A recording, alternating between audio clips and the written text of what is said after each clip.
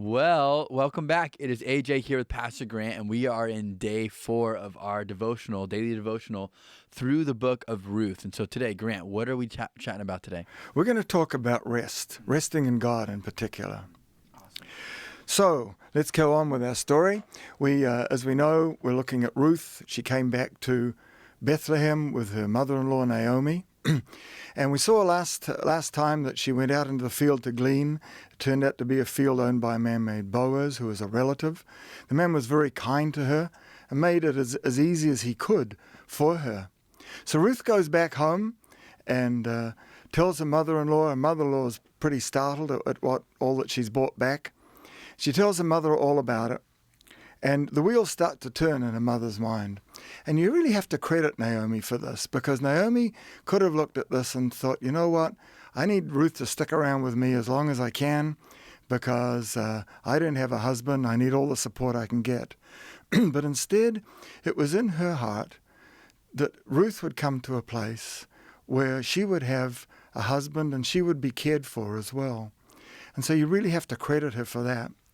And so Naomi realizes that there's an opportunity here because Boaz is a relative. And in the Levitical law, if a man died without having children, then it was the responsibility of a near relative, usually a brother, but a near relative, to marry the widow and have children who could be counted as descendants for the deceased. And so Naomi decides that she is going to utilize this provision in the law. So she tells Ruth in the evening, she's to go to the threshing floor and find where Boaz is and just lie down at his feet. And that's what happens. So Ruth does that. And Ruth uncovered his feet, and in the night he woke up. He probably got cold feet, and it woke him up. And he's quite startled. And we'll just pick this up in chapter 3, verse 9. Actually, verse 8 perhaps.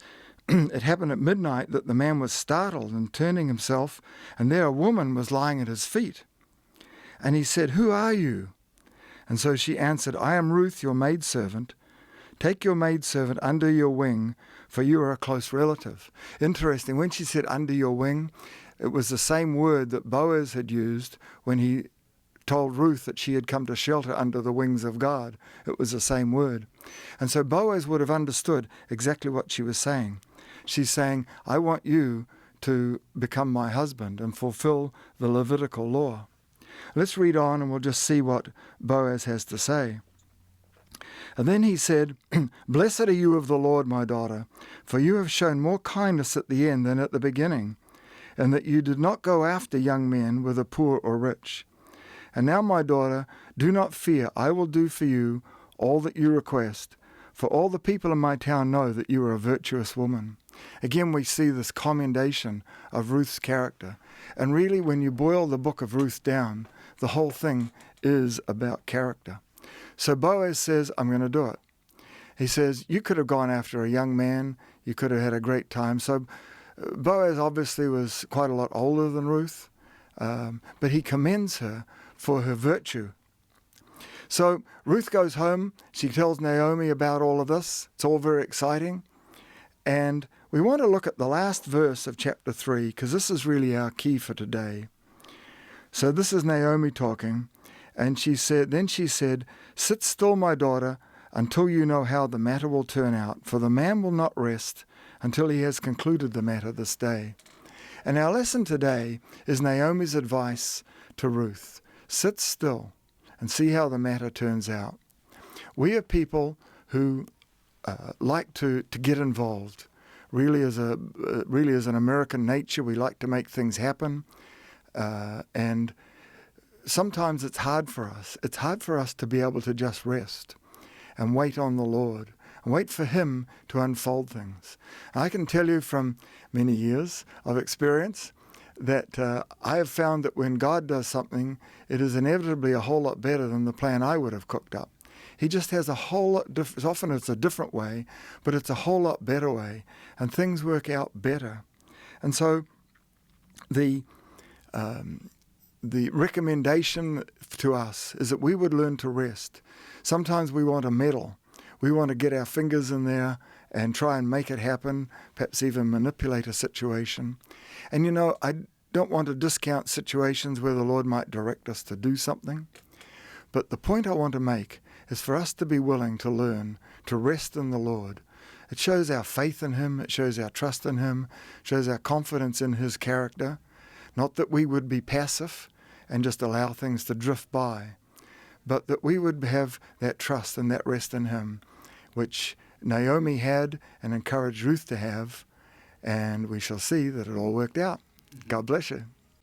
So, Grant, would you say I'm good at rest? I would say you're getting better.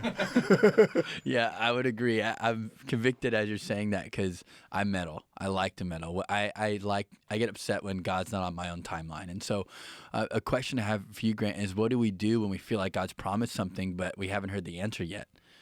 Yeah, that's a good question. What do we do? And perhaps there's been a promise, and it's been a whole week and it hasn't come about. I met a man like that. He'd asked the Lord for a wife, and nothing had happened. And he said to the Lord, "Lord, where's my wife? It's been a whole week." We need to continue to be faithful in the things that He's given us to do. We continue. We don't give up on the promise, but we have to continue in the things that we're doing. And you see, you have to recognize that God's timetable isn't always our timetable. It's often very different. There is something that I felt the Lord told me that I would be doing back in the mid-'80s, and it still has not come to pass. And in fact, there's really no evidence that it will, but maybe it will. So what do I do about that? I remember there was a time where I thought, well, if it doesn't happen, I don't really care. And sometime later I thought, you know what, Grant, that's a really bad attitude. Because if the Lord promised us, there's a purpose in it. There's something He's got in mind. You're just looking at the little piece He said. You're not seeing the plan behind it and what He's got in mind. And so I changed my attitude and I said, Lord, bring it about in your time. And I just rest in it. I don't try and make it happen because I really couldn't make it happen. So I continue to faithfully do the things that He's given me to do. I keep the promise before me, and I just trust in Him that in His own way, His own time, His own method, He'll work it out. Awesome. Well, thank you so much for sharing, Grant. And tomorrow is our last day, so don't miss it. Hopefully you've been watching all 4, including today. Tomorrow will be the 5th one, and so I'm looking forward to it. We will see you guys tomorrow. And also, remember, you can watch it on YouTube, Instagram, or Facebook.